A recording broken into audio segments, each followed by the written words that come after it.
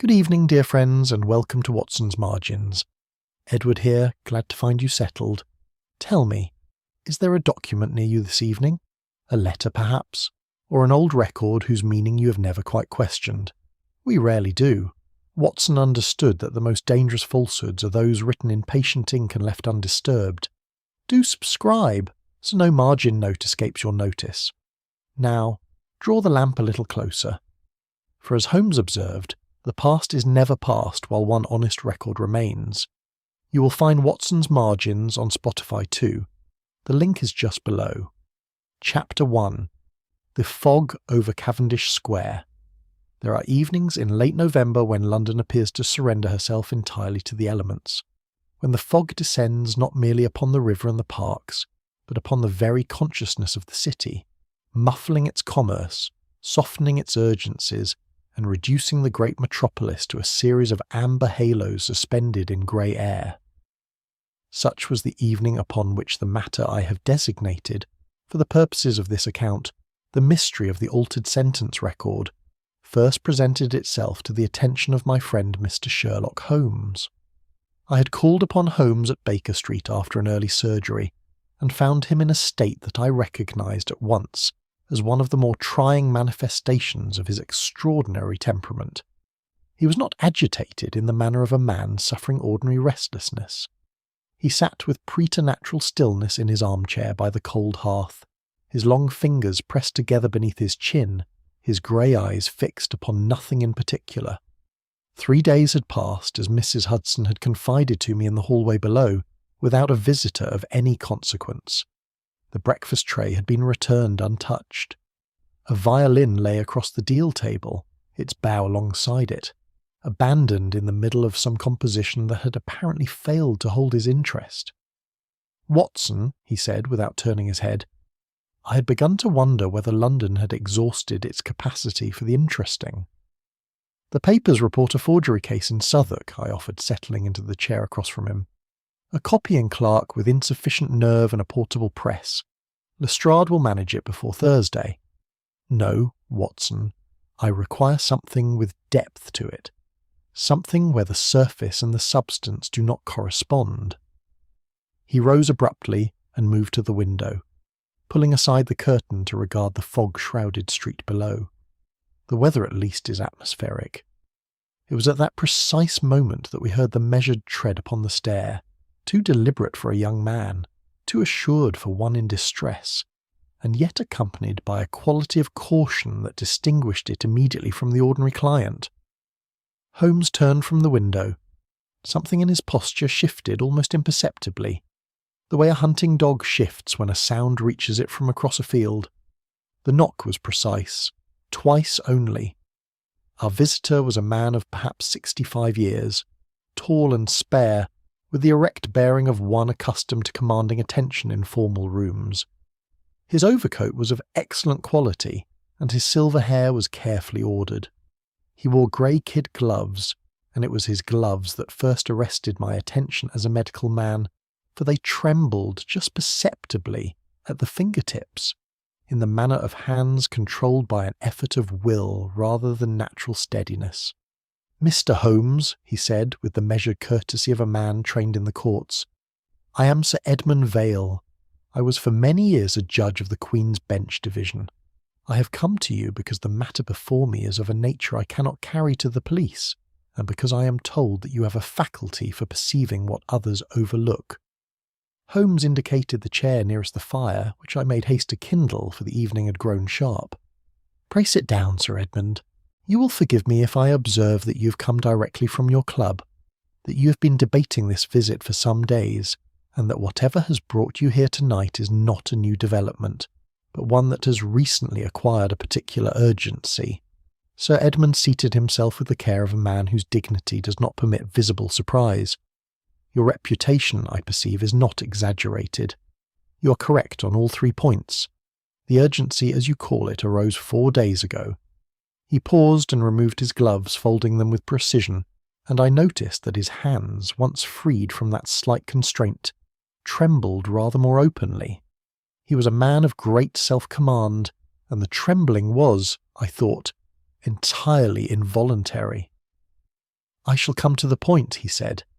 22 years ago, a young clerk named Matthew Selwyn was tried at the Old Bailey upon a charge of embezzlement. He had been employed in a solicitor's office and was accused of diverting funds from a trust account. The evidence appeared conclusive, the trial was brief, and Selwyn was convicted.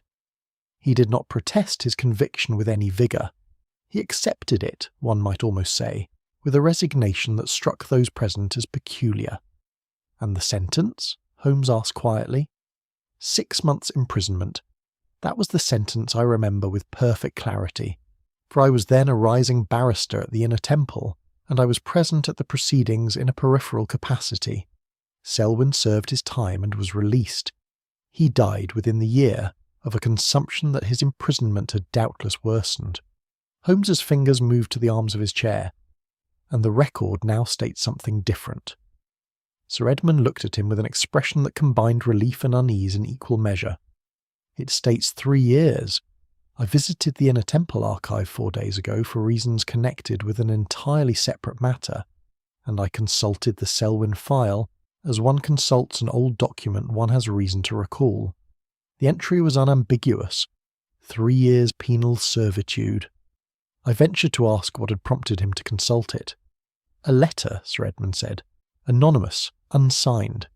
It arrived a fortnight ago and said only that I should examine the records of the Selwyn case before it was too late to act with honour." He reached into his coat and produced a small envelope, which he placed upon the table between us. Holmes didn't reach for it immediately. He studied it from where he sat. "The phrase is interesting," Holmes remarked. "Before it was too late to act with honour. Not before the truth emerged. Not before others discover. Before you could act. The writer was offering you an opportunity, not issuing a threat. At least, not yet." Sir Edmund inclined his head. "That was my own reading, which is why I went to the archive quietly, and why I come to you now rather than to Scotland Yard." "Why should a longer sentence trouble you?" Holmes asked, with the directness that sometimes startled those who encountered it for the first time. "If the record has been altered, it is the alteration that is criminal. You did not enter the figure." "No, but a sentence of 3 years recorded officially would imply that someone in authority had either misremembered or concealed the true nature of the proceedings. I was involved, Mr. Holmes. Not materially, not improperly, but I was present. I was known to those connected with the case, and I had certain knowledge of why the sentence was light." Holmes was silent for a moment. Then, in a tone that was almost conversational, he said, "You used the phrase, 'known to all concerned.' Tell me who those concerned parties are." Sir Edmund's composure held, but I observed a slight compression of his lips. "In recent months, several persons with whom I had some connection to that old matter have re-entered my sphere. Lady Marston, a charitable widow whom I have known for many years, has been corresponding with me regarding a legal reform fund. A Mr. Felix Harrow, who holds a senior position in the court archives, has become professionally acquainted with my household. And Arthur Selwyn, the dead clerk's son, has come to London and presented himself as a schoolmaster, seeking legal guidance on a minor matter. And my new secretary, Miss Clara Vane, came to me through an agency not 3 months ago." He spoke each name with the careful neutrality of a judge delivering a list of evidence, but as Holmes pressed him with a quiet question upon each one, I watched Sir Edmund's composure sustain a series of almost invisible shocks. His jaw tightened at Lady Marston's name, his eyes dropped momentarily at Harrow's, his right hand stilled with a particular deliberateness at young Selwyn's, and at Miss Vane's name something that I could only describe as puzzlement crossed his features, as though she were the element he could not quite arrange into the pattern. When Holmes had finished, he leaned back and studied the ceiling briefly. "The names seem unrelated," he said. "They are unrelated," Sir Edmund replied too quickly. Holmes turned his grey eyes upon our visitor with the expression I had come to recognise as one of quiet but absolute certainty. "Sir Edmund, you are an intelligent man of long experience. You did not come to Baker Street on a damp November evening to tell me that 5 people who recently entered your circle are entirely unconnected. You came because you fear they are connected, and because you fear what the connection signifies." Sir Edmund Vale rose from his chair with great dignity. He replaced his gloves. He stood for a moment looking at Holmes with an expression that was, I thought, the nearest he had come in many years to appealing for help. "I came," he said at last, "because the original sentence was known to all concerned, and if someone has altered the record, they have done so for a reason. I need to know what that reason is before someone suffers for it." "Before you suffer for it," Holmes said gently. Sir Edmund said nothing. He bade us good evening, thanked us with formal correctness, and departed. Holmes stood at the window and watched the fog swallow the figure below. "Well, Watson," he said after a long silence, "London has not, after all, exhausted its capacity for the interesting." I asked him what he made of it. "I make of it this," he said, turning from the window with the brightness in his eyes that I knew signalled the kindling of genuine interest. "A dead man's sentence has been lengthened, a living man is frightened, and 5 people have recently reappeared in his life as though drawn by some silent summons. The record may matter very little. The reason everyone fears it matters enormously." He moved to the mantelpiece and retrieved his pipe. The fog pressed at the glass. Baker Street was silent below. "We shall call upon Sir Edmund tomorrow," Holmes said, "and I suspect, Watson, that before this matter is concluded we shall learn a great deal more about the living than about the dead." Chapter 2. The Dinner at Marston House. It has been my observation, over many years of accompanying Sherlock Holmes upon his investigations, that the social occasion is among the most productive of all investigative environments. A drawing-room at dinner compels its occupants to maintain the appearance of ease while concealing whatever they most wish to conceal, and the tension between those two demands produces, for a trained observer, a richness of involuntary disclosure that no formal interview can match. Holmes understood this perfectly. He was, when occasion required it, a composed and even charming dinner guest. He was also, at such times, entirely merciless. The invitation to Marston House arrived the following afternoon, delivered by hand to Baker Street. Sir Edmund Vale had arranged a small dinner under the pretext of consulting his acquaintances upon the organisation of a legal reform charity, a cause sufficiently respectable to gather a varied company without exciting comment. Holmes read the card twice, set it on the mantelpiece, and said nothing for several minutes. "He has gathered them for us," he said at last. "Consciously or otherwise, he wants us to see them together." "Is that not precisely what we should wish?" I asked. "It is precisely what we should wish, which means we must be careful that our wishing does not make us careless." Marston House stood in one of those quiet Kensington squares that preserve, even in November, an air of deliberate serenity. The trees had shed their leaves but retained a certain architectural dignity, and the house itself was of the kind that announces old money through understatement. A freshly painted door, brass fittings of restrained quality, no excess of ornamentation. A manservant admitted us with the practised silence of long service, and we were shown into a drawing-room where the other guests were already assembled. Lady Marston I had imagined as a figure of gravity, and she was indeed a woman of handsome bearing and careful dress, perhaps 50 years of age, with intelligent grey eyes and the composure of one who has long since made her peace with widowhood and found occupation in good works. She greeted Holmes with a courtesy that seemed genuine, and she pressed my hand with a warmth that I found immediately agreeable. She spoke readily about the charitable fund, about the reformation of prison conditions, about the inadequacy of legal provision for the families of convicted men. Her manner was that of a woman who has thought deeply about justice, and yet, when Sir Edmund mentioned in passing that the dinner had been partly prompted by his recent review of some old case papers, Lady Marston reached for her wine-glass and then, quite deliberately, set it down untouched. Holmes, engaged at that moment in an apparently absorbing conversation with Felix Harrow beside the bookcase, did not appear to notice. I knew that he had noticed everything. Felix Harrow was a compact, careful man of perhaps 50, with the slightly desiccated look of someone who has spent the greater portion of his life in rooms where light and air are admitted only sparingly in the interest of preservation.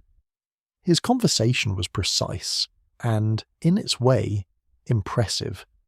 He had clearly mastered the architecture of the archival system, speaking of filing categories, cross-referencing methods, and the particular challenges of maintaining Victorian court records with the fluency of a man who found genuine satisfaction in such matters.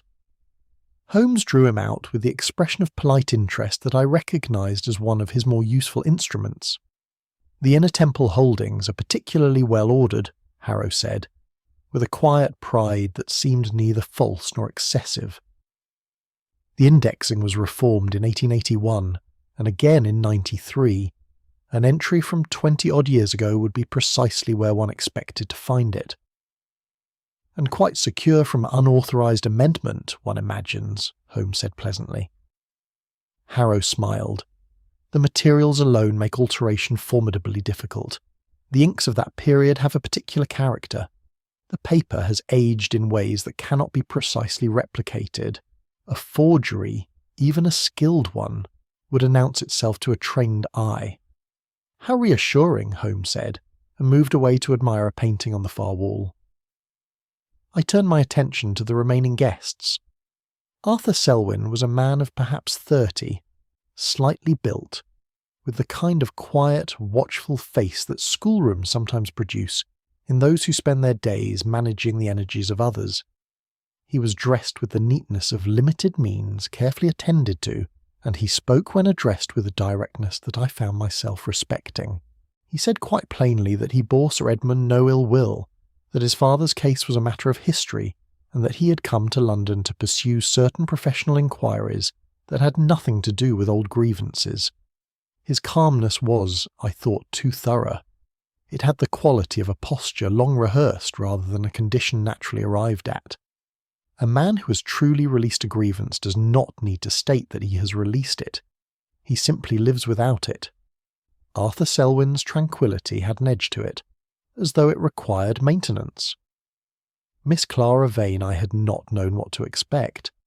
She was a young woman of perhaps 26 or 27, with a pale, composed face and dark eyes that moved about the room with a watchfulness she seemed not entirely aware of. She attended Sir Edmund with an efficiency that was evident even in a social setting, anticipating his requirements, managing small introductions, maintaining the machinery of the evening with a quiet competence. She was not subservient. That was the distinction. She performed the functions of a loyal secretary with the self-possession of someone who's doing so by conscious choice. It was during a lull in the general conversation that I overheard her murmur something to Sir Edmund regarding the arrangement of the documents he intended to circulate with dessert. The phrase she used was "in the matter of the schedule of particulars," which is an expression drawn from a specific form of Victorian legal pleading, not common parlance, and not the natural vocabulary of a modern secretary trained through the usual commercial channels. I noted it without fully understanding why it arrested me. The final guest was Mr. Lionel Trent, a solicitor of prosperous appearance and expansive manner. He was perhaps 45, broad-shouldered, with a complexion that suggested excellent dinners and a voice calibrated to fill rooms. He told 2 anecdotes about the unreliability of documentary evidence and contested wills, both of them amusing, both of them too precisely aimed at the subject of the evening to be entirely coincidental. He laughed at his own stories with a heartiness that invited others to join him, and several did. I did not. Something in his performance troubled me, though I could not then have specified what. He seemed, beneath the conviviality, to be monitoring the room rather than enjoying it. The dinner itself was excellent. The conversation ranged across charitable reform, the deficiencies of the current prison system, and the challenges of maintaining accurate public records over long periods. It was elevated, civilized, and careful. Every person at that table, I thought, was saying precisely what they intended to say, and nothing beyond it. When we finally took our leave and stood together on the pavement outside, the night had grown cold and the square was still. Holmes turned up his collar and stood for a moment regarding the upper windows of Marston House, where shadows moved behind drawn curtains. "Well?" I asked. Lady Marston refused wine at the precise mention of the Selwyn name, he said. not at the subject of old records, not at the general topic of justice and reform, but at that name specifically. Harrow's left cuff bore archival dust of a particular bluish character that I have not previously encountered in the ordinary run of such deposits, and Miss Vane's use of that legal formula was not affectation, it was habitual. She has been living among legal documents of a particular period for long enough that its language has become her own. I asked him what he made of Trent. Trent is frightened and performing confidence, which is a very different thing from possessing it. His anecdotes about unreliable documents were a means of establishing, in advance of any accusation, a general principle that might later serve him. He is either guilty of something or aware that he appears to be. And Selwyn? Holmes was quiet for a moment. Arthur Selwyn came to London for a reason that he has not disclosed. A man who bears no grievance does not travel to the city of that grievance to pursue professional inquiries at precisely the moment when the old case is stirring. He turned from the window and began to walk. I fell into step beside him. "You said this afternoon that we must not let our wishing make us careless," I reminded him. "What did you mean by it?" "I meant that when a man arranges for us to see his suspects together, we must consider whether he has also arranged what we will think of them." Holmes paused at the corner, glancing back once. "The document may matter very little, Watson. The true question is not what has been changed in that record, but why everyone in that room tonight is afraid of what an old record might still say." He said nothing further until we reached Baker Street, where the fog had returned in earnest, and the lamps burned low and amber in the still November air. Chapter 3. The Death of Sir Edmund Vale.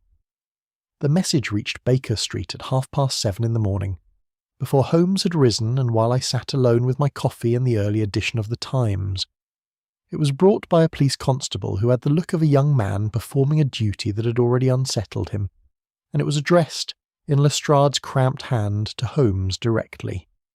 I took it upstairs and knocked. Holmes read it standing in his dressing gown, with the stillness that in him always signified the rapid organisation of thought rather than the absence of it. He handed it back to me without a word. Sir Edmund Vale had been found dead in his study at 6 o'clock that morning by his housemaid. He had been struck upon the head. The police were in attendance. Lestrade requested Holmes's presence at the earliest convenience. We were in a cab within 20 minutes.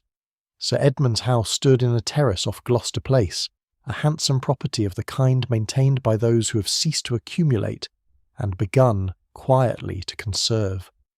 The street door stood open when we arrived, and 2 uniformed constables occupied the pavement with the self-conscious authority of men who have been told to prevent entry without being told why. Lestrade met us in the hall. He was brisk, as he always was when a case appeared straightforward to him, and that briskness, I had learned, was precisely when Holmes's attention sharpened most. "Struck from behind," Lestrade said, leading us toward the study at the rear of the house. "No sign of forced entry. The window in the study was found unlatched this morning, but the catch is old and was apparently unreliable. The housemaid says it was often left so.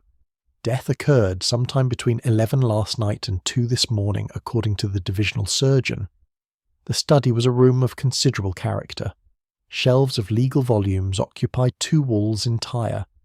A large mahogany desk stood at the centre, its surface covered in papers that had been disturbed with the thoroughness of a deliberate search. Drawers stood open. A brass inkstand had been overturned. Near the hearth, lying on its side with the lid thrown back, was an old leather dispatch box of the kind used by barristers for the transport of sensitive papers. It was empty. Sir Edmund lay where he had fallen, between the desk and the window. I will not dwell upon the particulars, except to say that the blow had been struck by someone of reasonable strength with something heavy and blunt, and that he had died, I was fairly confident, without recovering consciousness. It was not, in any ordinary sense, a violent scene. It had the terrible quietness of a thing that was over before it was understood. Holmes moved about the room in that unhurried way of his that always looked, to the uninitiated, like aimlessness. and was in fact the most purposeful thing I've ever observed a man do in a confined space. He knelt beside the dispatch box for some time. He examined the papers on the desk without touching them. He crouched at the hearth and studied the grate. He crossed to the window and looked at the latch, then at the sill, then at the ground below through the glass. "The scattered papers," he said, to no one in particular. "Which are the oldest?" Lestrade looked at him. "I haven't sorted them by age, Mr. Holmes." "Then permit me to observe that you need not. The papers that have been disturbed are all of recent date. The older documents in the lower drawers, and those in the second shelf of the cabinet behind you, remain precisely as they were. Whatever our visitor sought, it was not Sir Edmund's investment history or his correspondence from the 80s. "The ring is missing," Lestrade said, with the air of a man presenting his strongest evidence. "A gold signet ring he habitually wore on the right hand. The housemaid confirms it. The drawer containing his current financial papers has also been gone through. That suggests a particular kind of thief." "It suggests," Holmes said carefully, "a particular kind of arrangement." He had moved to the writing desk and was bending low over the blotting pad, his lens produced from his pocket, his face very close to the surface. I joined him and looked, though I could make out nothing of significance in the blurred reverse impressions of recent correspondence. Holmes studied one area for nearly a minute. "There," he said softly. "Can you read it, Watson?" I looked again. Faint, reversed, partially overlaid by other impressions, but legible if one knew how to look. Not the sentence, but the name. "He wrote that recently," Holmes said, straightening. "Yesterday evening, almost certainly. It was the last thing pressed to this pad before whatever followed." He pocketed the lens. Not a complete sentence, a fragment, a reminder to himself, or perhaps the beginning of a letter he did not finish. Lestrade had produced his notebook. What does it signify? A great deal, I suspect, though not yet in a form I am prepared to articulate. The other members of the previous evening's party arrived at intervals through the morning, having been summoned by the police as persons known to the deceased. I watched them enter one by one with the attention Holmes had taught me, these many years, to bring to such moments. Arthur Selwyn came first, and his distress appeared entirely genuine. He stood in the hallway with a pallor that owed nothing to performance, his hands at his sides, and said nothing for a long moment. Whatever his private feelings toward the man who had once moved in the orbit of his father's ruin, the sight of death had struck him simply and humanly. I found, to my own surprise, that I believed him completely. Lady Marston arrived shortly after, still in her outer coat, and was conducted to the drawing-room. When the constable mentioned in passing that the dispatch box had been found open beside the hearth, she went very white and sat down abruptly in the nearest chair. Her composure, so assured at dinner, had entirely left her. A housemaid brought water. Lady Marston thanked her without appearing to hear her. She told Lestrade, when he inquired, that she was overcome by the shock of Sir Edmund's death and had no further explanation for her distress. Holmes, standing in the doorway, said nothing. He watched her for a moment with an expression that was not unkind, then withdrew. Clara Vane arrived last among the group. She spoke to Lestrade with a self-possession that I might have found remarkable in any other circumstances, answering his questions precisely and economically. No, Sir Edmund had not mentioned fearing anyone. No, she had not been aware of any recent threats. No, she could not account for who might have wished him harm. Then Lestrade asked, almost as an afterthought, whether Sir Edmund had seemed troubled in recent days. Miss Vane was silent for a moment. "He was a man who carried old things quietly," she said. "I cannot tell you what they were, but yes, in these last weeks something had come forward from the past that weighed upon him. He did not speak of it directly. Only the dead, I think, can trouble the living for so long." Lestrade wrote something in his notebook. I glanced at Holmes. He had gone very still. He repeated the phrase under his breath, with the precision of a man committing something to memory that he intends to examine at leisure. We departed an hour later, leaving Lestrade organising his constables with the methodical satisfaction of a man who believes the shape of a crime is already visible to him. Holmes was silent in the cab for the first several minutes, his chin upon his chest, his eyes half closed. "Lestrade will pursue Trent," I said. "Of course he will. Trent had access to Vale's financial affairs, a history of disagreement with him, and a motive that any jury would recognise. The missing ring and the disturbed financial papers compose a picture that is admirably legible." "You do not find it legible?" Holmes turned to look out of the window at the grey morning streets. "I find it almost too legible, Watson. The papers disturbed are recent. The older documents are untouched. A thief takes what is valuable. A frightened person takes what is dangerous. What was in that dispatch box was not recent. The dust within it had been accumulating for some time, and it had been disturbed unevenly, as though a single paper had been lifted from beneath several others by someone who knew precisely which one they wanted. I considered that. Then the ring may have been taken to furnish an explanation." He paused. "Or may not have been taken at all. We shall see." He settled back against the seat. Miss Vane's phrase interested me considerably. "Only the dead can trouble the living so long," I repeated. "Just so. It is an old construction, and she did not offer it as sentiment. She offered it as knowledge." He closed his eyes. "There is someone dead at the centre of this matter, Watson, and it is not Sir Edmund Vale." The cab turned into Baker Street, and Holmes said nothing further until we had climbed the stairs, and he stood once more at his own hearthside, reaching for his pipe from the mantelpiece with the air of a man who has a great deal yet to arrange before he is ready to speak. Chapter 4. The Altered Record. The Inner Temple archive occupied the lower floors of a building that seemed, on that grey November morning, to have absorbed into its very stonework the atmosphere of the centuries it had served. The corridors were cool and dim, the windows narrow, and the silence of the place was not the silence of emptiness, but of accumulation. The dense, papery quiet of rooms that contain more of the past than the present can conveniently hold. Felix Harrow met us at the entrance with the punctuality of a man who has spent his professional life in the service of the order. He was dressed with the same careful neatness I had noted at dinner, and he received us with a courtesy that was, I thought, very slightly more deliberate than it had been 2 evenings before. He had heard of Sir Edmund's death, he said. A grave matter. He had slept poorly. He was of course entirely at our disposal. Holmes thanked him, and asked to be shown the Selwyn record at once. The file was housed in a section devoted to criminal proceedings of the 1870s. Harrow retrieved it without reference to the index, which Holmes noted without remarking upon. The folder was of the standard type, its cover bearing the case notation in faded ink, and the entries within were arranged chronologically, each page uniformly aged to a warm amber that spoke of 2 decades of undisturbed preservation. The entry for the sentencing was on the 4th page. I read it over Holmes's shoulder. Matthew James Selwyn, conviction confirmed, sentenced to 3 years penal servitude, the date and the presiding magistrate's initials recorded below in the manner standard to the period.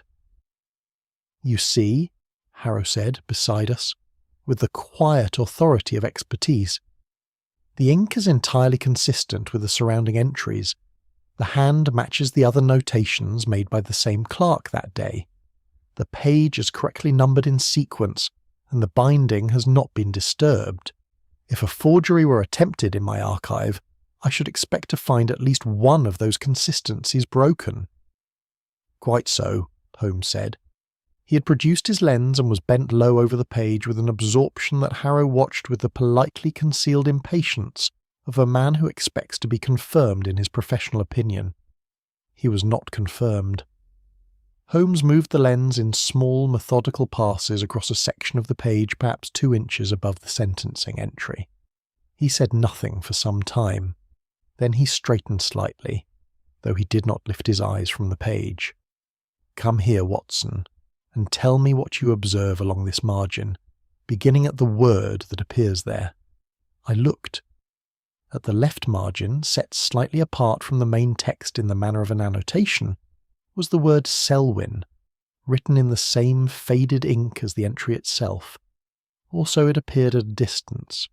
Under the lens I could see, or thought I could see, a very slight imprecision in the alignment of the letters with the horizontal ruled line beneath them, as though the word had been placed not by a hand moving in the natural rhythm of transcription, but by one working with particular care. The alignment, I said. Precisely. A clerk writing the name in the ordinary course of his duties would place it with the unself-consciousness of habit. This has been set down by someone concentrating, someone for whom the act of writing that particular word in that particular place was effortful. He straightened fully and returned the lens to his pocket. And here, Mr. Harrow, at this point in the surface, he indicated an area of perhaps a square inch above and to the left of the annotation. The paper has been treated. Harrow leaned in. Whatever he saw caused a brief compression of his features that he mastered almost immediately. It is possible, he said slowly, that there has been some localized restoration work on this page. The archive undertakes such treatment periodically to prevent deterioration. With what materials? Various preparations. It depends upon the condition of the paper. This area has been scraped and polished, Holmes said pleasantly. Not recently. The treatment was applied some years ago by someone who understood the properties of the paper well enough to render the alteration very nearly invisible under normal conditions. The ink above it is not fresh. The ink is aged. Which means that whoever made this change did so with aged ink, or aged the ink themselves, and did so with a knowledge of archival materials that goes considerably beyond the domestic. Harrow said nothing. He stood with his hands clasped behind his back, his expression attentive and professionally neutral. You said that a forgery in your archive would break at least one consistency, Holmes continued. You are correct. It has broken one. The alignment of a single word. It is a remarkably small error for a very accomplished piece of work. We thanked Harrow and left him in the corridor beside the reshelved file, standing with the stillness of a man disciplining his thoughts into order. In the street, I asked Holmes what had originally occupied the scraped area. Another name, he said, or a portion of one. The margin of a sentencing entry would carry the names of all parties formally connected to the proceeding. Someone removed one of them. He paused to allow a coal cart to pass before we crossed. The question of who altered the record is beginning to clarify. The question of which name was removed is not yet answerable by examination of the document alone. Lestrade's note reached us at Baker Street that afternoon. He had found, in the offices of Lionel Trent, a torn half-sheet of paper bearing the words "The Vale Papers" and "Payment before Exposure," written in Trent's own hand. Further inquiry had established that Trent's financial dealings with Sir Edmund's estate had grown strained in recent months, that he had twice requested the advancement of fees not yet earned, and that he had been observed in argument with Sir Edmund in the street outside his offices not a fortnight before the murder. I read the note twice. The case against Trent was acquiring a coherence that was difficult to dismiss. He had money troubles, access, a grievance, and now a document in his own writing that spoke explicitly of the Vale Papers and of payment. It seemed almost complete. Holmes listened to my summary from behind his pipe. He had not moved from the armchair since we returned, and the room had filled pleasantly with the blue haze that always signified sustained and inward attention. "Tell me, Watson," he said, when I had finished. "You have read a great deal of legal correspondence over the course of this investigation. What is the natural phrasing a solicitor would use when noting, for his own purposes, a matter of blackmail he intended to pursue?" I thought about it. Something more circumspect, I imagine. A solicitor writing to himself about blackmail would use language he could later disavow. Just so.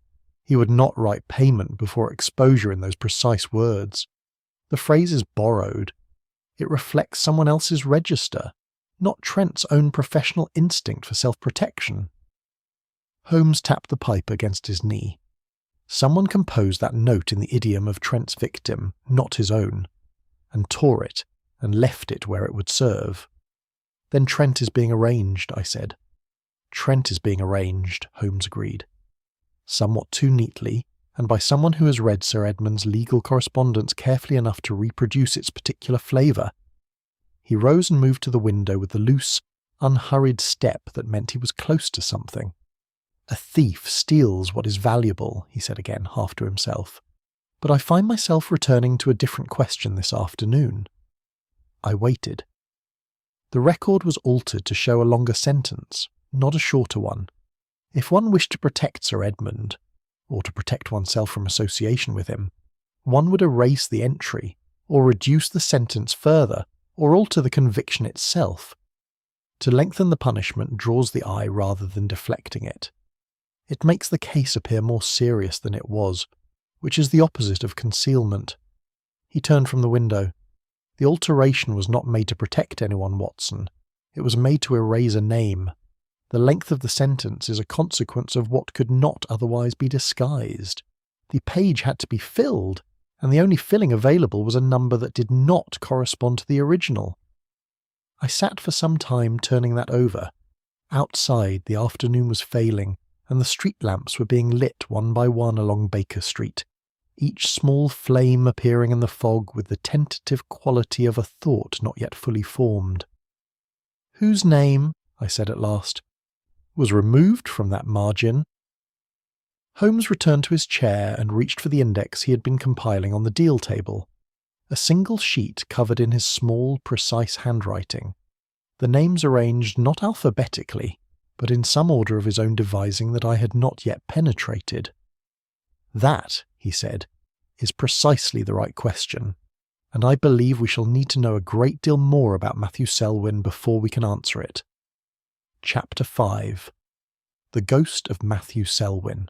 There is a particular kind of inquiry that Holmes conducts not through confrontation or experiment, but through patient excavation, the way an archaeologist works a site not by turning the earth violently, but by removing it in careful layers, attending to what each level reveals before disturbing the one beneath. The 2 days that followed our visit to the archive were of this character. Holmes read. He wrote. He sent telegrams and received them, and he went out twice alone on errands he did not explain. I occupied myself with my practice and waited, which is the Watson who appears least often in my own accounts, but who existed, I assure you, with considerable frequency. On the third morning he set aside the last of a collection of papers he had assembled on the deal table, and looked up with the expression of a man who has confirmed what he suspected, and found it worse than he hoped. "Matthew Selwyn," he said, without preamble, as though resuming a conversation we had been conducting in his head. "Junior clerk, employed from 1871 by the firm of Alderton and Price, solicitors of Lincoln's Inn Fields. He had been with them 7 years when the embezzlement charge arose.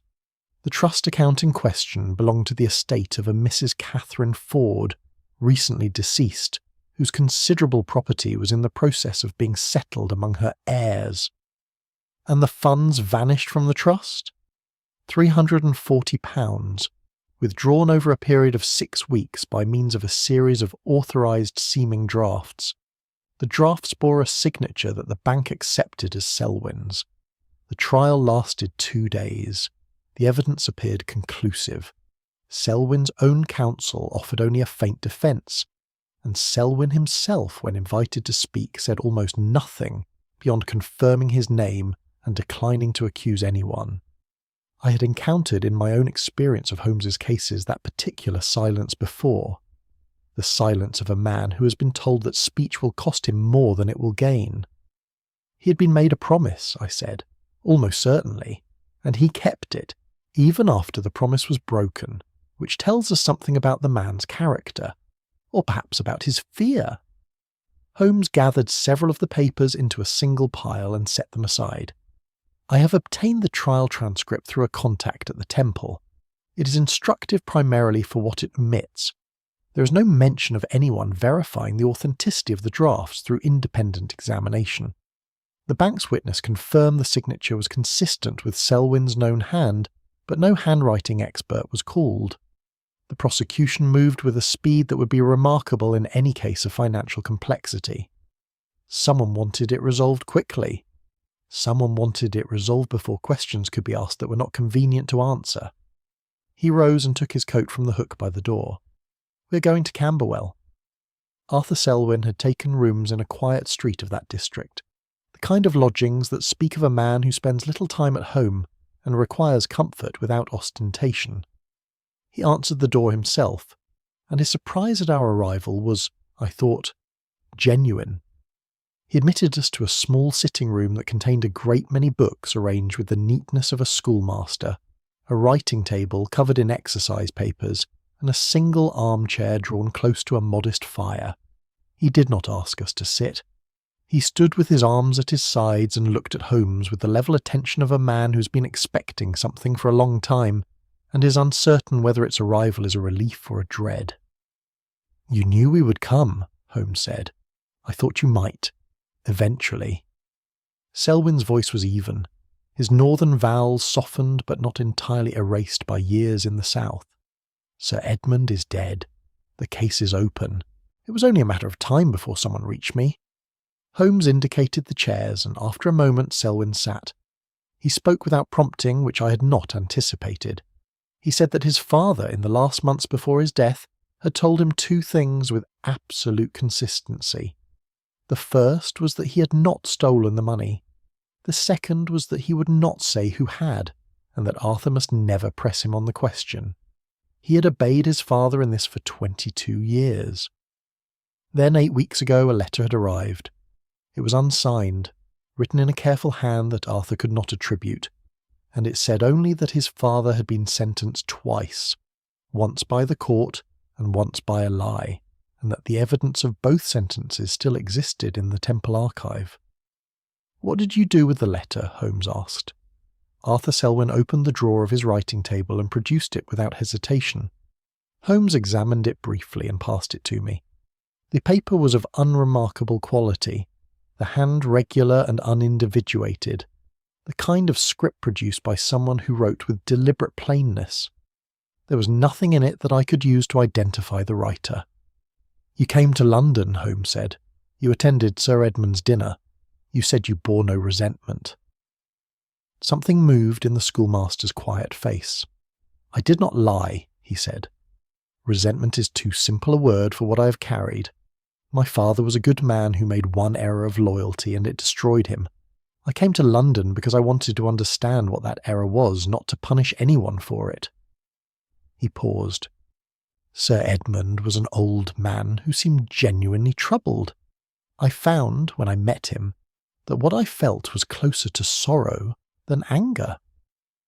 Holmes studied him for a moment. "Your father refused to name the person who had framed him. In 22 years he gave you no indication at all?" "None, except once in the last week of his life when he was very ill and I think no longer entirely himself. He said something I have never understood. He said that the worst of it was not the prison, and not the dying, but knowing that another man's name had been put where it had no right to be, and that no one would ever read it." The room was very still. The fire settled. Holmes did not move for a full 10 seconds. "Another man's name," he repeated. "Not another man's guilt, another man's name." "Yes. I took it for the wandering of a sick mind. He was not himself." "On the contrary," Holmes said quietly, "I believe he was more himself at that moment than he had been in 22 years. We left Arthur Selwyn standing in his doorway with an expression that was not quite hope, but was, perhaps, the cautious precursor to it. In the cab, Holmes sat forward with his elbows on his knees, which was not his habitual posture, and I recognised it as the attitude he adopted when something had confirmed a direction of thought he had been unwilling to commit to prematurely. Lady Marston received us that same afternoon. Her drawing-room was warmer than I had expected for a woman in the formal period of mourning she had assumed following Sir Edmund's death, and she herself appeared to have restored some measure of her composure, though the grey beneath her eyes told of poor sleep. She did not seem surprised to see us, which interested me, for we had sent no word of our intention to call. Holmes was at his most gentle. He made no accusation, posed no sharp question. He spoke about the Reform Fund, about Sir Edmund's contributions to it, about the history of the legal charities with which Lady Marston had long been associated. She answered with the warmth of genuine engagement, and it was only gradually over perhaps 20 minutes of this oblique approach that Holmes brought the conversation to its true subject. She had known Matthew Selwyn, he said, as a statement rather than a question. Lady Marston looked at her hands. "We grew up in neighbouring households," she said. "His family and mine. He was a quiet boy, and then a quiet young man. Entirely honest, Mr. Holmes. I've never doubted that in all the years since." "You gave evidence at the trial," Holmes said. "I was asked to speak to his character." She stopped. A long pause followed, in which the fire crackled and a carriage passed in the street below, and Lady Marston seemed to be weighing something that had long been waiting to be set down. "I was coached," she said at last. "That is not too strong a word, though I did not understand it as such at the time. I was visited by a gentleman who explained what the court required, what questions would be asked, and what answers would be most useful to the proper resolution of the matter. I was young, and I believed him when he said that Selwyn's guilt was established beyond any question, and that my testimony was merely a formality. What I said was not false, precisely, but it was shaped, and I have understood for many years that it was." "Who coached you?" She met his eyes. "A court official of some kind. A clerk, I think, though he had an air of authority that I associated with a higher position. I did not know his name then, and I could not tell it to you now." Holmes thanked her with a courtesy that was entirely genuine, and we took our leave. In the street below, the afternoon had turned to early dusk. "Several respectable people allowed Matthew Selwyn to fall," I said, recalling what Holmes had told me earlier. "Yes," he said, "and at least one of them helped arrange the fall, with the particular care of someone who needed to ensure it landed in the right place." He turned his collar up against the chill. "The alteration to the sentence record was not the original crime, Watson. It was the second.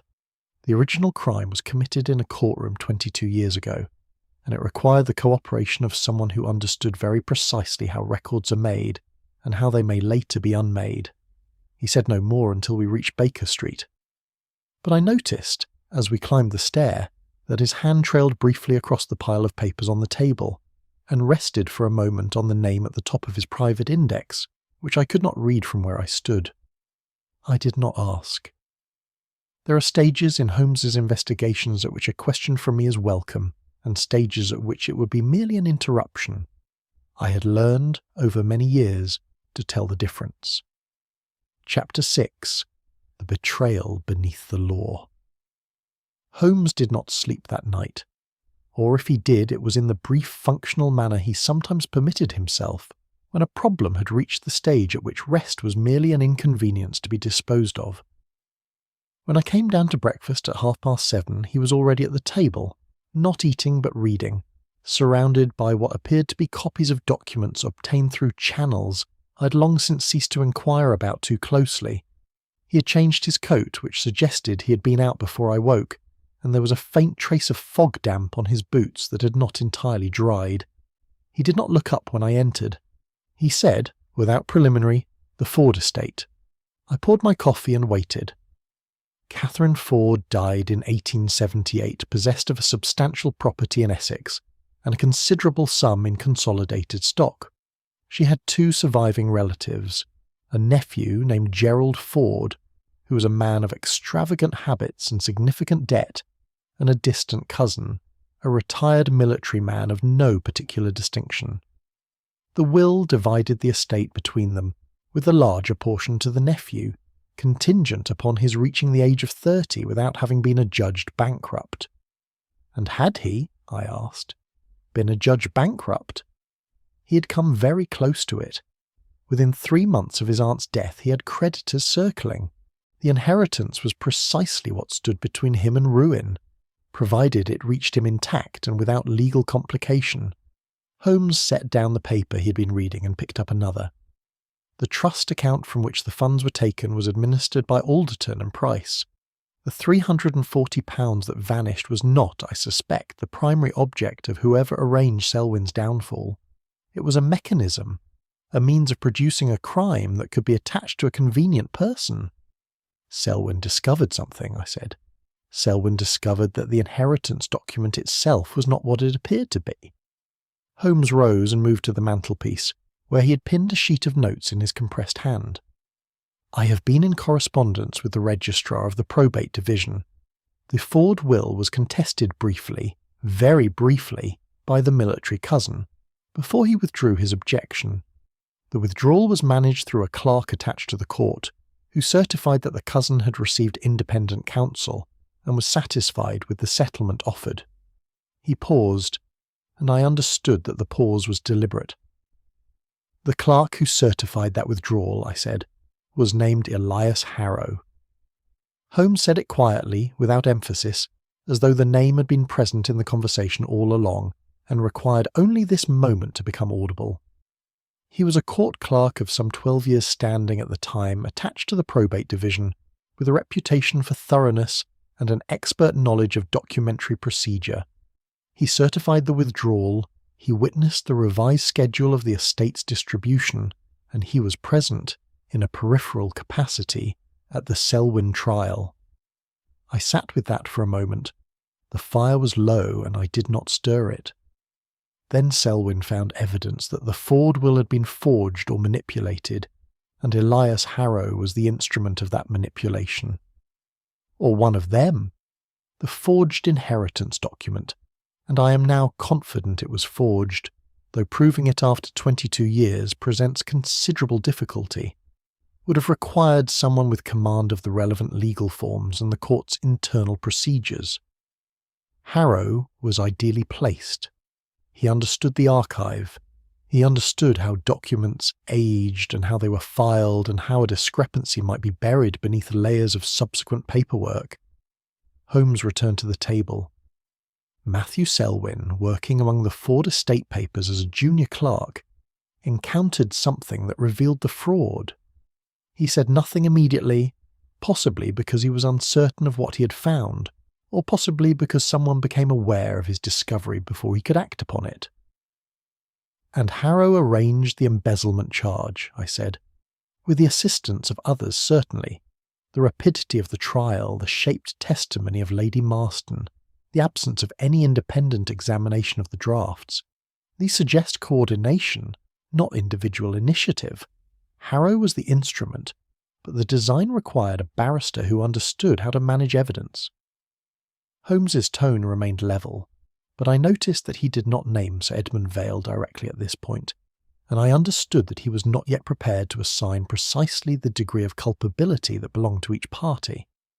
The original sentence of 6 months, I said, that was the arrangement. Selwyn's silence in exchange for a light punishment and the security of his family. A bargain that suited everyone except Selwyn, who kept his half of it, and received very little of the other half in return. He was released after 6 months, yes, but the support promised to his wife and son was irregular and eventually ceased. He died within the year. The bargain was honoured only so far as it required those in power to remain comfortable. Holmes's voice carried nothing dramatic, nothing that might be called condemnation. It had the quality of a precise instrument registering a measurement. The question of Clara Vane had been sitting at the edge of my thoughts since Chapter 2, and I raised it now. Holmes had indicated that she was connected to the past in some way that was not yet fully visible, and I asked him directly what he had made of her. He settled into his chair. Her mother, he said, was employed as a domestic servant in the household of Gerald Ford in the period immediately following his aunt's death, the household in which, I have reason to believe, certain documents connected to the forged inheritance were at one time held. Whether her mother witnessed anything, understood anything, or retained anything from that period I do not yet know. What I know is that Clara Vane did not come to Sir Edmund Vale through an agency in any ordinary sense. She sought the position. She arranged to be offered it. There is a distinction, and it required some modest ingenuity. He folded his hands. She knows something, Watson, not the full design. She is not its author, and I do not believe she is its instrument. But she came to Sir Edmund's household with a purpose, and that purpose was connected to a truth she had learned, partially through her mother. Does she know who killed Sir Edmund? Holmes considered the question with the seriousness it deserved. "I think she suspects. I think her suspicion is directed at the right person, and I think she is frightened of what confirmation would cost her." He looked briefly at the window, where the morning had clarified somewhat. The fog thinned to a pale translucence. She used that phrase with perfect naturalness. Only the dead can trouble the living so long. It was not a sentiment she had just formulated. It was something she had been living with. I thought of Arthur Selwyn's dying father, and the name placed where it had no right to be. I thought of Lady Marston coached by a clerk she could not name. I thought of Felix Harrow retrieving a file without consulting the index, correcting Holmes's deliberate mislabelling before his eyes reached the shelf. "The alteration to the archive," I said slowly, "served two purposes, as you said. It erased the evidence of the improper arrangement, but it also removed Elias Harrow's name from the margin of the record. Yes, his name had been entered there as a certifying witness, in the procedural manner standard to cases with related probate proceedings. To remove it required scraping the paper, filling the space, and substituting the lengthened sentence as a means of accounting for the gap in the entry. It was done years later, after Elias Harrow's death, when someone who understood exactly what that name signified decided that its presence in an accessible archive constituted an unacceptable risk. "Felix Harrow," I said. Holmes did not confirm or deny it. He reached for the index on the table and studied it for a moment. "A son who inherits his father's guilt inherits also his father's danger," he said, "particularly if he has spent his career in the very institution where that guilt is recorded." He set the paper down. "What I do not yet possess is the proof that will satisfy a court rather than merely my own conviction. That requires one further step which I intend to take at the archive tomorrow." He said nothing more on the subject that morning. But when I glanced at the index before leaving for my surgery, I saw that the name at its head was not Trent, and not Vale, and not Selwyn. It was Harrow, and beneath it, in Holmes's small, precise hand, were two words I had not seen there before: blue powder. I did not know then what they signified. I would learn soon enough. Chapter 7. The Case Against Lionel Trent. The arrest of Lionel Trent was announced in the early edition of 2 morning papers, reported with the restrained satisfaction of journalists who have been waiting for a development and are grateful that one has arrived before the story grew cold. Lestrade had moved with unusual speed. The signet ring, Sir Edmund's gold signet ring, the one the housemaid had identified as habitually worn on the right hand, had been discovered in a lacquered box in Trent's private rooms, tucked beneath a folded handkerchief with the slightly too obvious concealment of an item placed rather than hidden. Trent had protested, with what the papers described as considerable agitation, that he had never seen the object before in his life. I read both accounts over breakfast and brought them upstairs to Holmes, who was standing at the window in his shirt sleeves with a cup of cold tea, watching the street below with the focused inattention that meant he was thinking about something else entirely. He took the papers, read them with the speed of a man who is confirming rather than learning, and set them on the table. "Too complete," he said. It was the phrase I'd been expecting, and I said so. "Then you have been attending," he replied, without particular warmth, which was from Holmes a form of compliment. He dropped into his chair. "Consider what Lestrade has assembled: a financial motive, established and documented. A known quarrel in a public street. A note in the man's own hand referring to the Vale papers and payment before exposure. And now the ring found in his private rooms in a location that is accessible to search but not genuinely concealed. It is a complete case. Every element a jury requires is present, and each element is of a type that is visually legible, readily summarized, and emotionally satisfying." "Juries do convict on complete cases," I observed. "They do, and occasionally the complete case is genuine." Holmes reached for the cold tea, considered it, and set it down again. "But in my experience, Watson, genuine guilt produces evidence of different textures. A man who has committed a murder and his attempting concealment does not conceal with uniform success. He conceals some things well and others badly, because fear is an uneven instrument. The case against Trent has no rough edges. Every piece fits its neighbour perfectly, which is the signature not of guilt, but of construction. I asked about the copied extracts from the altered sentence record, which Lestrade had also found among Trent's papers and which the morning editions mentioned with some relish. Holmes had risen and was at the table, leafing through a folder of his own materials. "The extracts contain a phrase," he said, without looking up. "Here." He produced a sheet and read aloud. "The record as amended reflects the disposition of the court in the matter of Selwyn. 3 years penal, no recommendation." That phrasing, Watson. The matter of Selwyn. It is the language of a judge writing a memorandum, not a solicitor consulting an archive. Trent deals in leases and estate instruments. His natural register is commercial. He would write the Selwyn file, or the Selwyn conviction. Not the matter of Selwyn. "The phrase was supplied," I said. "The extract was composed for him, or rather for the purpose of being found near him. Someone read Sir Edmund's own judicial memoranda and borrowed his cadence." Holmes replaced the sheet.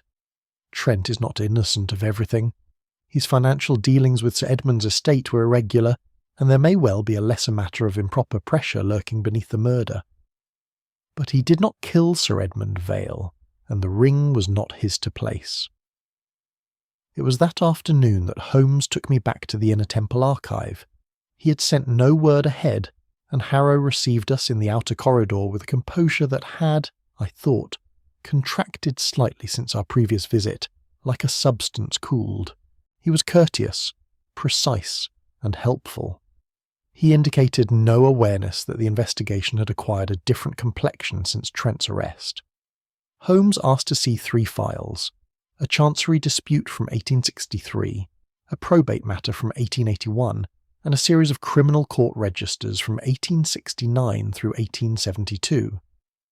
The combination was, to any ordinary intelligence, entirely random. Harrow went to the shelves without a word and returned inside 4 minutes with all 3. "Remarkable," Holmes said pleasantly. "I had expected the 63 matter to require some excavation. The chancery holdings of that decade were not, I understood, incorporated into the primary sequence until the 1893 reorganisation." Harrow set the files on the reading table. They were cross-referenced at the time of the reorganisation. A researcher who knows the system can locate them directly. And the 69 criminal registers, those were held separately from the general sequence until quite recently, I believe. "Until 88, Harrow said. "After that they were integrated." Holmes smiled and opened the first file. He made several notes in his small book, turned pages with the methodical patience of genuine research, and after perhaps 10 minutes set the file aside. "I wonder," he said, with the tone of a man pursuing a minor academic point, "whether the filing category for probate-adjacent criminal matters in this period would fall under the Chancery Supplemental Index or the Criminal Register proper. I always find the division between the Ford classification and the Alderton sequence somewhat unclear." Harrow looked up from where he had been waiting. "The Ford classification applies to contested probate with criminal referral," he said, and then stopped. He had not looked at a shelf. He had not consulted an index. He had answered from knowledge that was immediate and particular, and the name Ford had passed his lips with the naturalness of a word long held in a private vocabulary. Holmes said, "Thank you," and returned to his notes. On the pavement outside, I asked Holmes what had just occurred. He walked half a block before answering. "Harrow corrected my deliberate mislabelling before his eyes reached the shelf," he said. "I had expected that. What I had not been certain of was whether his knowledge of the Ford classification was professional or personal." He turned his collar up. "It is personal. The Ford estate is not a classification any archivist would carry in memory as a routine matter. It was a single contested probate from 20-odd years ago, long since resolved and filed. A man who holds it readily in mind holds it because it means something to him, not because his work requires it." I thought of Elias Harrow, certifying the withdrawal of the military cousin's objection, witnessing the revised distribution schedule, attending the Selwyn trial in a peripheral capacity. A father who had managed a fraud with the competence of a trained clerk and the confidence of a man who understood how institutions protect those who serve them, and a son who had inherited that knowledge and that danger. We received a note from Clara Vane the following morning, delivered by hand before 9 o'clock. It was brief. She wished to speak with Holmes privately, at a time and place of his choosing, about a matter connected to Sir Edmund's household that she had not felt able to raise in the presence of the police. She signed it with a formality that seemed, in context, almost like a form of courage. Holmes read it twice, set it on the mantelpiece, and stood before it for a moment with his hands clasped behind his back. "She's made a decision," he said. "What kind of decision?" "The kind that costs something." He took his pipe from the rack and turned it in his hands without lighting it. "She came to Sir Edmund's household to find the truth about her mother's connection to the Ford matter. She has found instead the truth about something larger, and she is now weighing whether the price of speaking is one she can meet." "Is she in danger?" Holmes considered the question with a gravity that told me he had already considered it without my prompting. "Less than she fears, I think, and more than she knows." He set the pipe down. "I shall see her tomorrow morning, and Watson, I should like you to be present." That evening Holmes made one further addition to his index on the deal table. I saw it as I passed. Beneath the notation blue powder in fresh ink, he had written the words "carpet," "study," and below those, a single question mark followed by a phrase I had to lean close to read. "Repair mark, private method." I straightened and looked at Holmes, who was at the window with his back to me and gave no indication that he was aware of my inspection. I said nothing. The case was gathering itself toward a conclusion. I could feel it, the way one feels a change in the weather before the sky shows any outward sign. All that remained was to determine whether the evidence Holmes had been assembling in private was of the kind that would hold in the light of day. I suspected, though I could not then have told you precisely why, that it would. Chapter 8. The Misleading Confession. Clara Vane arrived at Baker Street at 10 o'clock precisely, and the punctuality itself told me something. A woman who has spent a sleepless night in uncertainty does not arrive on the hour. She had decided what she intended to say before she left her rooms, rehearsed it, and was keeping to her own schedule with the discipline of someone who knows that if she permits herself to hesitate, she will not speak at all. Mrs. Hudson brought her up.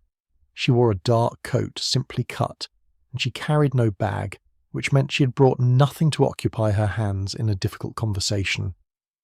She took the chair Holmes indicated and settled into it with the self-possession of a woman who has made a decision and intends to honour it, though the particular whiteness of her knuckles where they rested on her knee told a different story about the cost. Holmes sat opposite her, not at his desk but in the companion armchair, which placed them at an equal height and removed any suggestion of examination. I took my customary position to the side, near the window, notebook closed on my knee. "You wish to speak about a matter connected to Sir Edmund's household," Holmes said. "Nothing more." He left the entire architecture of the conversation available to her. She was quiet for a moment. Then she said, "My mother worked as a housemaid for Mr. Gerald Ford in the autumn and winter of 1878. She was 17 years old. She was not a stupid woman even then, and she remembered what she saw." Holmes said nothing. "She saw documents," Clara Vane continued. "Papers that were brought to the house on several occasions by a man she described as a court official, small and precise, who spoke to Mr. Ford privately and left papers that Mr. Ford then signed. She did not read them. She was not asked to witness them. But she saw them, and she saw the man, and she remembered him because he came 3 times in 6 weeks, and each time he left, Mr. Ford's manner was lighter, as though something had been resolved." "Did she ever learn the man's name?" "Not then. Years later, when I was perhaps 12, she saw a notice in a legal gazette. She read widely, my mother. It was a habit she had kept all her life. Concerning an appointment in the court archive. The name was Harrow.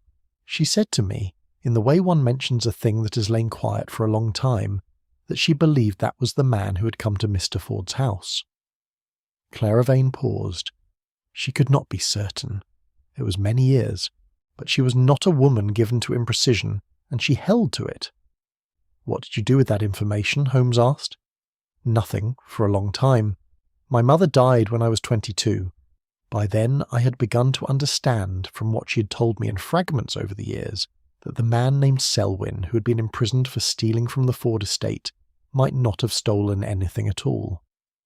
That the documents brought to Mr. Ford's house might have been connected to something that required a particular kind of management." She looked at her hands. "I am not a lawyer, Mr. Holmes. I am a secretary of moderate competence and considerable patience. What I did with the information was wait and read and try to understand what I was holding. Until you came to Sir Edmund Vale's household. Sir Edmund had been a barrister connected to the Selwyn trial. His name appeared in the documents I had been able to consult. I thought that if anyone knew the full shape of what had happened, it was him, and I thought that if I were close enough and patient enough, he might eventually say so. Did he?" Something shifted in her expression. "He was beginning to. In the last weeks before his death, he was writing something. He did not show it to me, but I recognized the quality of a man settling accounts. He asked me once, without explaining why, whether I thought a wrong done in youth could be corrected in old age without causing further harm." She stopped. "I told him that I thought a wrong left uncorrected caused harm at compound interest." Holmes permitted himself a small, approving movement of the head. "Miss Vane, you said in your note that there was a matter you had not felt able to raise in the presence of the police. You have told me about your mother and about your reasons for entering Sir Edmund's household. Neither of those things, I think, is what you came here to tell me." She met his eyes for a moment with an expression that was equal parts apprehension and relief, the expression of someone who has been correctly read and is not entirely surprised by it. "The night before last," she said, "Lady Marston came to see me. I did not move or speak. Holmes's stillness was absolute. She came in the evening unannounced. She was in considerable distress, though she was managing it with the composure one would expect of her. She told me that she had decided to go to the police, that she intended to confess that she had been the one to alter the archive record, years ago, to protect Sir Edmund and to conceal her own false testimony. She said she believed that by doing so she could provide sufficient ground for Trent's release, while taking the weight of the investigation upon herself. What did you say to her?" "I said that I did not believe she had altered the record. I said that the alteration required a knowledge of archival materials and procedures that she could not possess." Clara Vane's voice was quite steady. She said that it did not matter whether she had done it. What mattered was that a man was in prison who had not committed murder, and that she was old enough to bear a consequence. Holmes rose from his chair and stood at the mantelpiece, his back partially to us. "She confessed this morning," he said. It was not a question. "I believe she intended to. I came to you because I did not know how to prevent it, and because I thought you ought to know before it was presented to you as a resolution." She paused. "She is a good woman, Mr. Holmes. She made one error in youth, under pressure she did not fully understand, and she has carried it with honesty, if not with courage. I did not want her to sacrifice herself for a design she has not seen clearly." The message from Lestrade arrived within the hour, delivered while Clara Vane was still with us. He had received a full confession from Lady Marston. She had stated that she had altered the sentence record some years after the trial, using material she declined to specify, to protect Sir Edmund Vale from scrutiny and to suppress her own manipulated testimony. She had recently confronted Sir Edmund about the matter. He had threatened, she claimed, to expose her original testimony regardless. Trent, she suggested, must have killed Sir Edmund in the course of stealing documents related to the affair. Lestrade was, the note made clear, satisfied. Holmes read the note and handed it to me.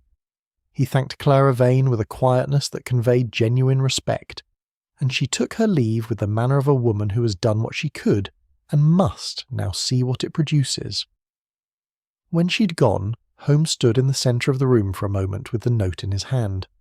"It is a courageous confession," I said carefully. "It is a courageous and entirely false confession," Holmes replied without heat. "Lady Marston did not alter the record. She has not the knowledge. The scraping and polishing of that archive page was done by a hand trained in restoration methods specific to the Temple holdings, methods not published and not available to a charitable widow, however intelligent." He set the note on the table, and her explanation collapses upon a single question. "Why lengthen the sentence rather than reduce it?" I said. We had been here before. If her purpose was to protect Sir Edmund from the suggestion that he had arranged a lenient outcome, a shorter sentence or an erased entry would have served. The longer sentence draws attention, not deflects it. Lady Marston's confession explains everything except the thing that most requires explanation. He moved to the window. "She is protecting someone, Watson. Not from the law, or not primarily. She's protecting them from something she believes is worse. Their own exposure. The exposure of a name she considers it her remaining duty to shield." Holmes was quiet for a moment. She knew Elias Harrow, or she knew of him, and she has decided, in the manner of a woman of her generation and formation, that the disgrace of a dead man's name is a thing worth suffering for. He turned from the window. His expression was not triumphant and not satisfied. It was the expression of a man who can see what must be done, and finds the doing of it heavier than the knowing. "The altered margin," he said, "did not originally read Selwyn at all. The name there, before it was scraped and replaced, was Harrow, and the proof of that, Watson, the proof that will hold in open court and not merely in this room, is not in the document itself. It is in Sir Edmund's study, and it has been there since the morning we first examined it. He took his coat from the hook. I intend to confirm it this afternoon." I asked him what form the proof would take. He paused at the door with his hand on the frame, and for a moment something crossed his features that was not quite satisfaction, and not quite sorrow, but occupied the territory between them. "Blue powder," he said, "and a mark too particular to have been made by chance." He said nothing further. I took my own coat and followed him down the stair. Chapter 9. Holmes reveals the name. The invitation cards that Holmes sent that evening were brief and identical in their wording, requesting the presence of each recipient at Baker Street the following morning at 11 o'clock on a matter of some urgency connected to the death of Sir Edmund Vale. He sent one to Lady Marston, one to Arthur Selwyn, one to Clara Vane, one to Lionel Trent through his solicitor, and one to Felix Harrow at the archive. To Lestrade he sent a note of slightly different character, suggesting that the inspector might find it professionally advantageous to attend before committing himself irrevocably to the course the morning papers would describe. He spent the remainder of that evening in Sir Edmund's study, to which the police had now granted him liberal access, and returned to Baker Street after midnight without offering an account of what he had found. I had waited up. He sat before the fire for an hour without speaking, and I did not press him, recognizing the particular quality of that silence as one in which interruption would accomplish nothing useful. He went to bed at 1:30, and I followed shortly after. By 11:15 the following morning, our sitting room contained more people than it was comfortably designed to accommodate, and the atmosphere had acquired the specific tension of a space in which several individuals are each privately uncertain what they are about to hear, and equally uncertain how much of that uncertainty is visible to the others. Lady Marston sat nearest the fire, composed and pale, with the stillness of a woman who has already made her sacrifice, and is waiting to discover whether it will be accepted. Beside her, though not close to her, Arthur Selwyn occupied the upright chair he had selected from near the window, with the unconscious preference of a man who likes a clear view of exits. Clara Vane sat apart, her hands folded, her dark eyes moving between the others with the careful attention of someone assembling a picture they have long been trying to complete. Lionel Trent released on Holmes's personal assurance to Lestrade that the morning's proceedings would render his continued detention a matter of professional embarrassment, filled the armchair nearest the door with the aggrieved energy of a man who has spent 3 nights in custody for something he did not do. Lestrade stood against the bookcase in the attitude he reserved for occasions when Holmes had asked him to be present, and he had not yet decided whether to be grateful or offended. Felix Harrow took the last remaining chair and arranged himself in it, with the composed attentiveness of a man attending a professional meeting. His hands rested on his knees. His expression was that of courteous, slightly wary interest. Holmes stood at the mantelpiece with his back to the fire and surveyed the assembled company for a moment before he spoke. He did not open with a summary, or with drama, or with any of the rhetorical flourishes I have occasionally observed in lesser investigators who understand that a revelation requires an audience but misjudge what the audience requires. He began instead in the middle. The altered sentence record was never principally about Matthew Selwyn's punishment, he said. The change from 6 months to 3 years was a consequence, not a purpose. To understand what the alteration was actually designed to conceal, it is necessary to understand what was originally written in the left margin of that sentencing entry, and why someone found it necessary some years after the trial to remove it. The room was very still. The margin of a sentencing entry in cases with related probate proceedings carried, as standard procedural practice, the names of court officers who had been formally involved in those related proceedings. In the Selwyn case, which arose directly from the Ford estate matter, the relevant court officer was a clerk named Elias Harrow, who had certified the withdrawal of a legal objection, witnessed a revised distribution schedule, and materially assisted in the management of a forged inheritance document. Holmes paused, not for effect, but with the precision of a man ensuring that each element is received before the next is offered. Elias Harrow's name was therefore recorded in that margin as a matter of routine. It was not a confession, it was a notation. But for anyone who knew what had occurred in the Ford estate matter, that notation was the single remaining thread that connected the fraud to a named individual. Arthur Selwyn had gone very still. Lady Marston's eyes were closed. Elias Harrow died in 1891, Holmes continued. His son Felix had by then been employed in the archive for 9 years. He was accomplished, trusted, and in possession of a knowledge of archival materials and restoration techniques that was, within his institution, unparalleled. Holmes turned his gaze without haste to where Harrow sat. When Sir Edmund Vail, moved by the particular remorse of an old man reviewing his life's accommodations with dishonesty, began to gather documents with the evident intention of correcting the record, Felix Harrow understood what that correction would expose. Not Sir Edmund's improper arrangement of a lenient sentence, not Lady Marston's coached testimony. Those things were regrettable but not criminal in a way that touched him. What it would expose was his father's name in an accessible archive formally connected to a fraud. Harrow's expression had not changed. He sat with the quality of stillness I associated, I now realised, not with professional composure, but with the habitual discipline of a man who's been managing a private emergency for a very long time. He removed the entry, Holmes said. Not recently. Several years ago, when it became clear to him that the archive was being reorganised and cross-referenced in ways that would increase the visibility of marginal notations. He used conservation material specific to his department, scraped the paper with the precision of a trained hand, applied a preparation to restore the surface, and filled the space with an extended sentence figure that accounted for the dimensional gap the removal had created. The aged ink was within his professional capacity to produce.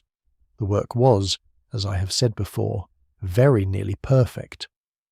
He moved from the mantelpiece to the table, where he had arranged several items before the company arrived. He lifted the first of these, a small glass vial containing a quantity of fine blue powder. This is a conservation compound used exclusively in the Temple Archives Document Restoration Department. It has a distinctive mineral composition that produces a trace visible under magnification. I found this trace on the carpet of Sir Edmund's study, in a distribution consistent with a person kneeling beside the dispatch box, not standing over it. He set the vial down. A casual thief does not kneel. A person removing a specific document from a known location in the dark does.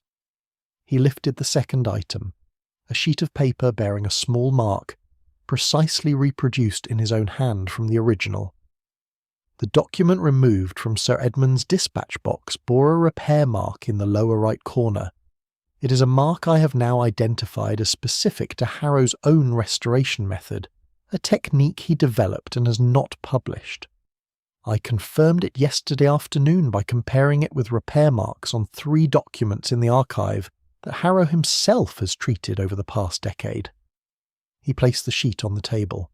The document he removed was Sir Edmund's own copy of the original sentencing entry, annotated in Sir Edmund's hand with the notation, not the sentence, but the name.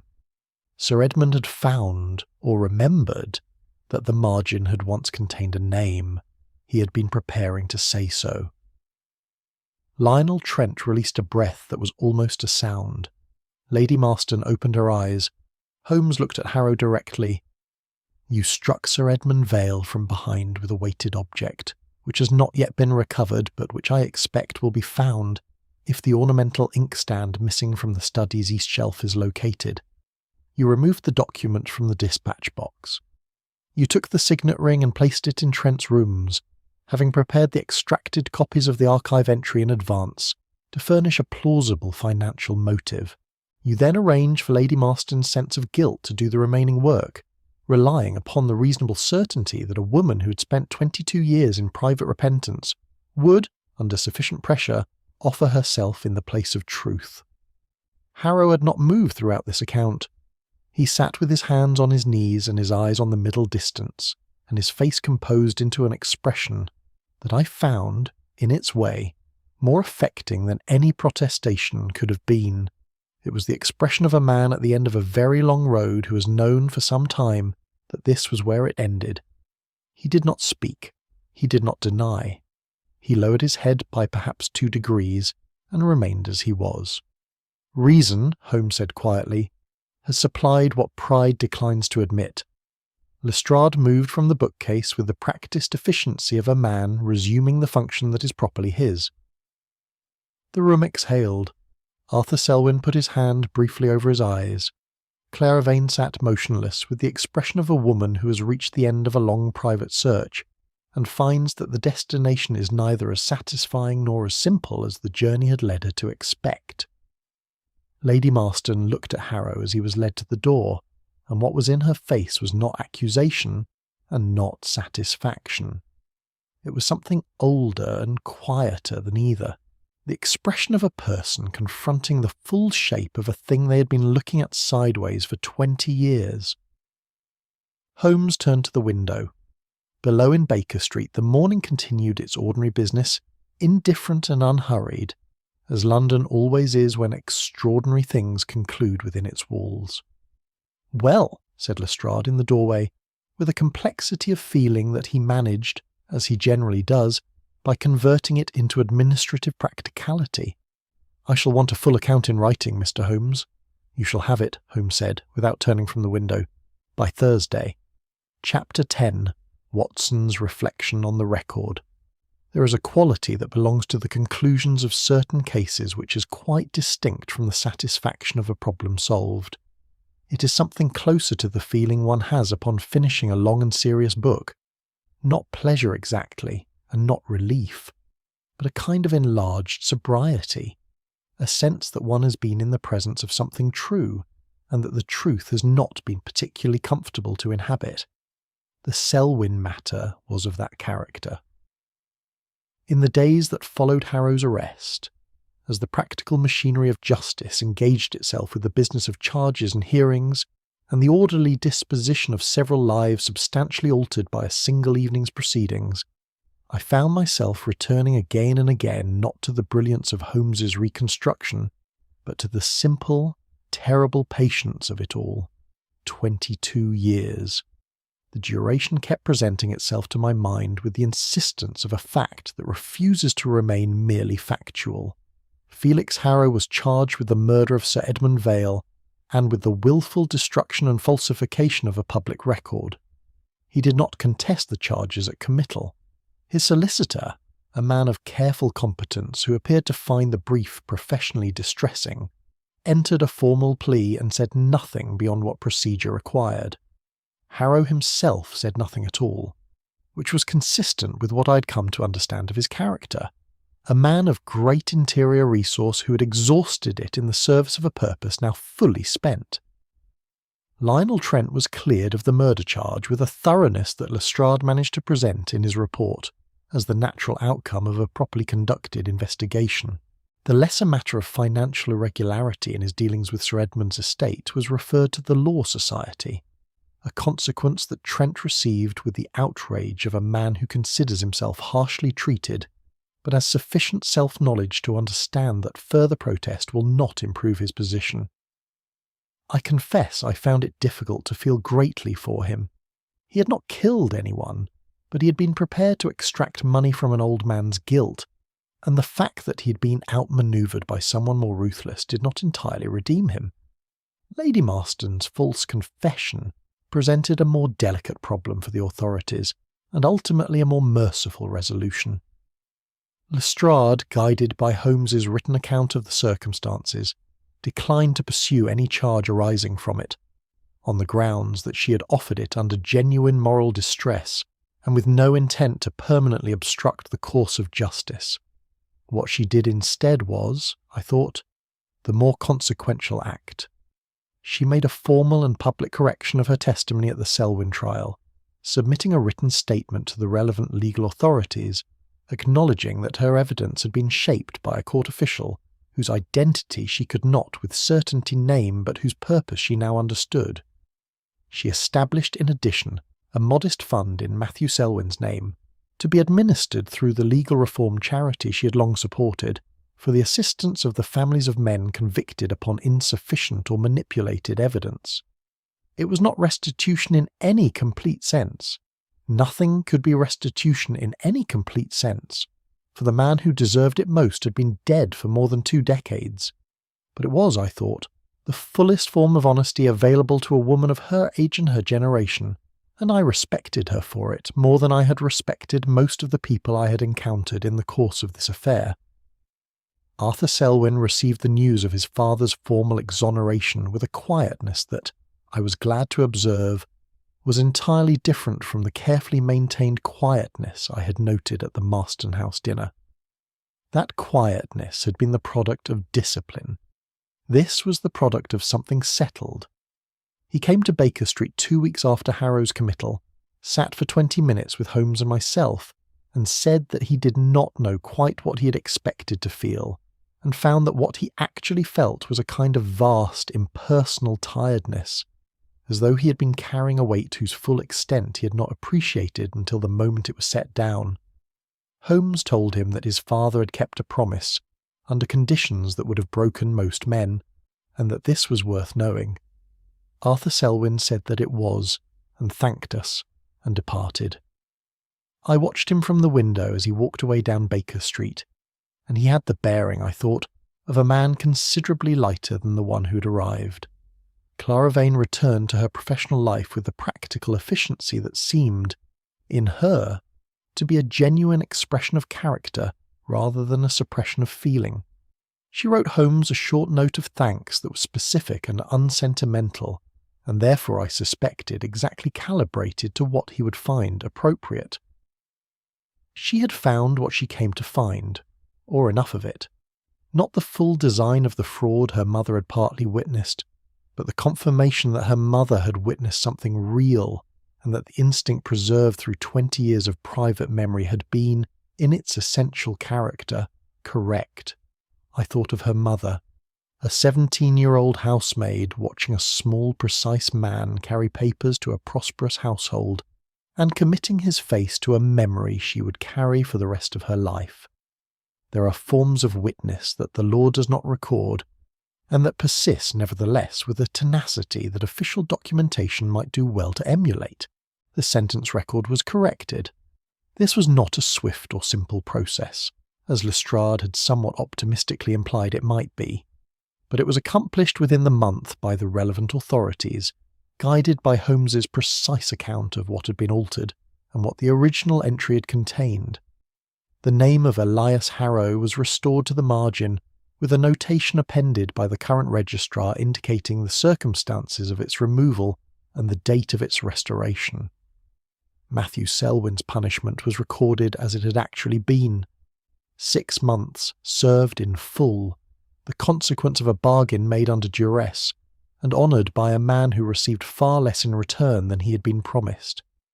I visited the archive once after the correction was made, on a grey December morning when the building had the particular quality of winter silence that suits it well.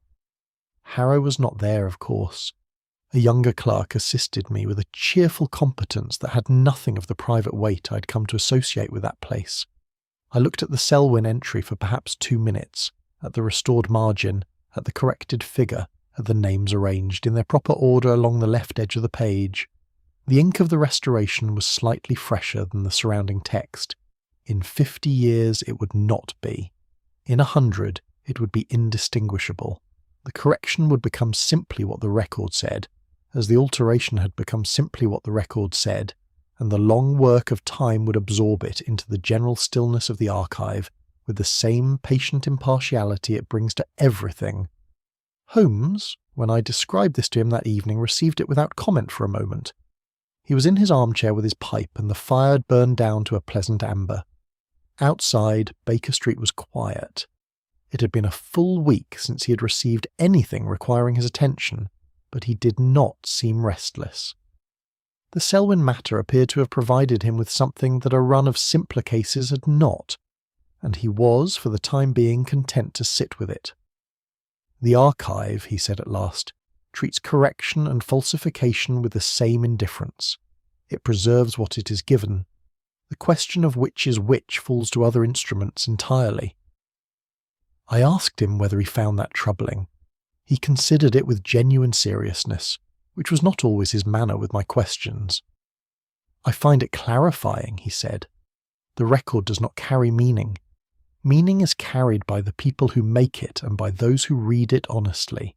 Remove the honest reader and the record is merely ink on aged paper. He drew on the pipe, which is why the living cannot afford to leave it to the dead. I thought of Matthew Selwyn's dying words as his son had reported them. Another man's name put where it had no right to be, and no one would ever read it. He had been wrong in that in the end, though he had not lived to know it. The name had been read. It had been restored. The reading had cost a man his liberty and several others their composure and their carefully maintained arrangements, and it had given Arthur Selwyn the particular lightness I had seen in his step as he walked away down Baker Street. Whether that was sufficient I could not say. Holmes would have told me that sufficiency is a question for moralists, and that his own function is the identification of the true, which is a different and more tractable problem. He would have been right, as he generally is, in the narrow sense, but I am a doctor, and doctors are accustomed to the gap between what is true and what is enough, and to working in that gap with whatever instruments are available. Holmes closed the file on the matter of the altered sentence record one morning in the first week of December, writing the title on the spine in his small, precise hand, and placing it on the shelf with the other closed volumes that line the wall of our Baker Street sitting room. He said nothing at the time. Later that evening he remarked, apparently to the fire, that the past is never past while one honest record remains. I wrote it down. I have found, over many years, that it is worth writing down the things Holmes says to the fire when he believes I am reading. He almost never believes correctly,